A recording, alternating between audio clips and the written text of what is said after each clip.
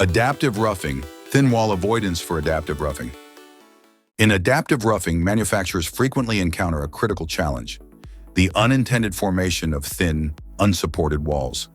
These fragile walls can easily weaken when exposed to cutting forces, leading to vibration, inconsistent tool loading, faster tool wear, and increased risk of tool failure. With advanced process control, minimum wall thickness can now be set and maintained throughout machining. As soon as the cutting tool breaks through any remaining stock wall, the strategy ensures all following tool paths maintain optimal engagement with the workpiece. This feature effectively prevents the creation of thin walls. The result is steadier tool loading during every machining operation and a substantial increase in overall tool life.